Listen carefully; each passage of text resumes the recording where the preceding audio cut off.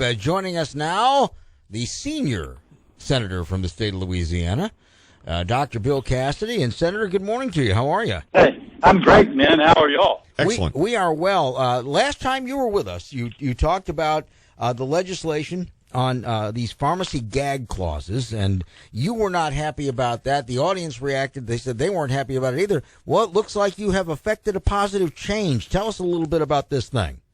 Yesterday in the Roosevelt Room of the White House, President Trump signed into law two different provisions, one for Medicare patients, one for those with private insurance, including those who get it through their employer, and that outlaws gag clauses. So if a pharmacist knows that you would spend less money by paying cash as opposed to your insurance deductible, now the pharmacist can tell you, whereas previously the insurance company may have voided their contract, effectively putting the pharmacist out of business if they had done that for you. Wow. It's a great thing to give power to the patient, and my whole theme is give power to the patient. We were talking about this before you joined us. Kevin has a pharmacist he's been going to for years, and he says that pharmacist, will kind of tell him sotto voce, hey, look, there's an over-the-counter preparation that does the same thing that'll cost you a hell of a lot of money. But a lot of pharmacists, a lot less money. A lot of pharmacists have been afraid to do that. They're afraid to do it because their contract will be voided with the pharmacy benefit manager. So if you're going to put yourself out of business, you got to have pretty good margins if you're going to take that risk.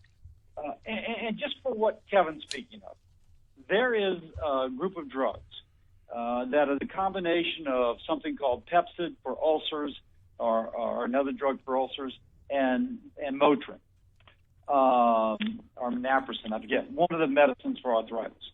You can buy them both over the counter, and for a month's supply, spend about $20. Mm-hmm. But if the drug company does what they do, they combine it and sell it to Medicare. It's $2,400 a month. Whoa! Now, the taxpayer's getting ripped off, and the Medicare Part D patient's getting ripped off. So the other thing we're trying to do is call attention to this, and why can we not expose this? Now, the pharmacy company will tell you, oh, my gosh, don't worry, this is really the latest, greatest, it's not equivalent. I can tell you as a physician, it's equivalent. And when you're spending $2,400 a month as opposed to $20 a month, patients should know that. Yeah, in my case, it was you could take one of these and pay $400 a month for them, or you can get this and take three, and you get the same effect, and this is much cheaper over the counter. So good for your pharmacist for telling you. Yeah, and he told me it was down low. It was down low. Yeah, Senator, let me ask you this. I have gotten the impression, and please correct me if I'm wrong, that you and a lot of like-minded people who serve on the health subcommittees and who know a little bit about this, because we do have a lot of physicians in our Congress, you think that this is kind of just the tip of the iceberg? There's a whole lot more that you want to set straight in terms of health care and regulations? Absolutely. On my website, cassidy.senate.gov, we have an 8-page white paper, and it sounds intimidating. It's not. And we call it Making Healthcare Affordable Again. And we've got just a list of provisions. And I will say that the administration and I am working together. They are doing a lot of what we propose by rule, meaning you don't need a new law, but we're trying to back them up with a law in case they do need a new law. One thing, just another thing. Why can't we know the price of something when we get it through a doctor or through a hospital or through a clinic before we pay for it, as opposed to getting a bill 6 months later? It's the way we buy cell phones and jeans and cars, but not the way we purchase blood tests. And it can make a huge difference. On the NOLA.com website a few months ago, they talked about a woman seeing her doctor, blood test ordered. She just went to the clinic, within the doctor's office, paid $300. She found out later, that she paid $300 when she got the bill 6 months later or 6 weeks later. But she found out that she could have gotten the same blood test for $34. Just walked down the street and got them for $34. Patients should know that before they get the blood test done, as opposed to find out when they're billed 6 weeks later. Yeah. What would be wrong with putting up a menu of services and prices? Well, any time that somebody knows something that the consumer doesn't, the power isn't with the consumer, isn't with the patient. It is with the person who knows but does not tell. And obviously, the clinic in New Orleans that set it up this way knew that the patient was going to go down the hall as opposed to down the street, and they priced their blood test knowing that she would walk down the hall. Now, that's wrong. So the patient should be able to use their phone, scan a barcode, and it tells her right where to go for the best price and the highest quality. We do that with so many other things in our society. Why not healthcare? I think we should do it for healthcare. What bothers me, Senator, is in plain language things like these pharmacy gag clauses, where basically the pharmaceutical company sends three-fingered Louis Lucchese and says, "You don't tell them nothing or we cut you off," and not posting prices for common medical work. That sounds perilously close to RICO to me. Well, first, it's not the pharmaceutical company. It's the pharmacy benefit manager, just to be precise. Oh, I'm sorry. Okay. Yeah, okay. But still, I don't know if it's RICO. I don't know if it's antitrust. But I can tell you it's working against the patient. And Trump has come in, and he's willing to break eggs. And he's willing to say to people, listen, pharmacy benefit manager, listen, the kind of local pharmacy. We want it to stop, and we're going to put in rules. I'll give you another example. Again, I've obviously lived this. Mm-hmm. Consumer Reports sent out secret shoppers looking for 7 different generic medicines.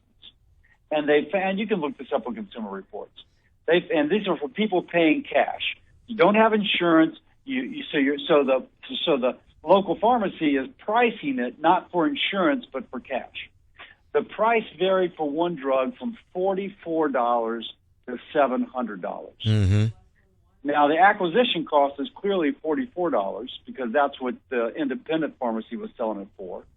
But 3 chain pharmacies were selling it for $700. Wow. Now, that's taking total advantage of the fact that the patient doesn't have the ability to comparison shop, and so is a price taker as opposed to a price seeker.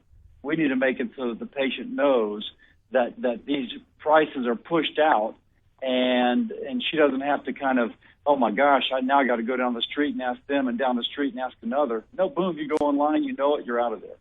Well, I was fascinated. I, like a lot of men my age, take the generic version of Lipitor, atorvastatin, a cholesterol lowering medication. And I have a $10 copay through my insurance carrier, which is reasonable. I asked the chain pharmacy where I fill my prescriptions, if I didn't want this to go on my insurance, you talk about how sometimes your generics are even lower, what would this cost me? And without blinking an eye, they said $477. Now, I was born at night, but it's not last night. Mm-hmm. There is no way that is conceivable for the most prescribed drug in the world and its generic version. I mean, they make these faster than they make Pez at a candy store. That it's $477 if I want to pay cash. And I got to tell you, I feel that the system is very corrupt when it comes to that. If you went to another pharmacy, and again, Consumer Reports, I think that, if I remember correctly, the $44 versus $700 was a stat. Was there you a go. Generic stat. Mm-hmm. Wow. And so you would find it for $44 at another pharmacy. That needs to be available to patients because, frankly, why not? I just can't believe that we don't have a system in which you have to ask. I'm glad they told you, as opposed to, let me just look in the newspaper and see what they're advertising statins for. Senator, I'm curious, have these practices been in place for quite some time, or is this something that came along with healthcare reform? I can't tell you when the gag clauses began, but it's clear that when the Affordable Care Act passed, a lot of these cost shifting began to occur, but it may have occurred beforehand. But if you look at the stock price of pharmacy benefit managers and pharmaceutical manufacturers, when the Affordable Care Act passed, they just took off. If the three of us had invested in a market basket of stocks, for-profit hospitals, insurance companies, and pharmaceutical manufacturers, when the ACA passed, we'd be in Boca Raton right now, as opposed to a day job, because they've just done fantastic. And so the ACA has been really good for stock prices, not so good for people's premiums, and not so good for taxpayers. And a follow-up question, if you don't mind. The ACA, Congress has tried to repeal ACA, and they just haven't been able to get the votes together. Is legislation like this going to be how we see it undone in some ways? Some of the more negative things? Going to have to do it piecemeal with small pieces of legislation here and there? Well, a couple things. First, as far as the Affordable Care Act, we have repealed the individual mandate. Yes. Most Americans big step. And a couple other things. And by the way, for the first time this past year, insurance premiums did not rise. Since the Affordable Care Act passed, insurance premiums on the individual market did not rise for the first time this year, even though everybody was told, you repeal the individual mandate, premiums shoot up. Nope, they actually stayed stable. But that said, what I'm working on now is all bipartisan. And I'll just hats off to my Democratic colleagues. They are concerned about lowering health care costs. It has to be done on a bipartisan basis. What we did yesterday was with Claire McCaskill out of Missouri and Debbie Stabenow out of Michigan and Susan Collins. Republicans, Democrats, and I have a whole set of other bills that are all being bipartisan. To get something passed in the Senate, you need 60 votes.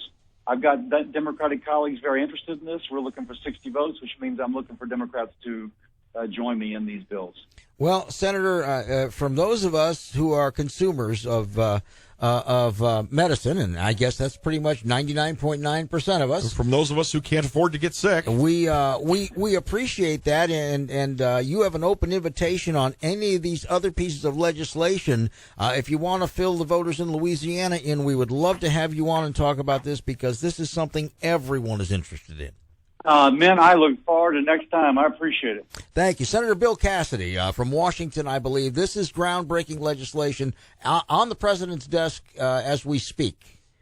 Maybe we will stop feeling like we've been taken advantage of, or at least being held hostage when it comes to filling our prescription drugs. I have hopes that more of the negative aspects of the ACA are undone in this similar manner. Just let's do it a piecemeal, a piece at a time if we have to. But, that's how you tear down a wall, is a brick at a time. One of those moments when I wish they'd had a camera on my face when I asked them the difference between paying my copay and the generic statin, and he told me $477. D.C. Current with Senator Bill Cassidy, brought to you by the Louisiana Association of Business and Industry. Here's your news on Talk 107.3 FM.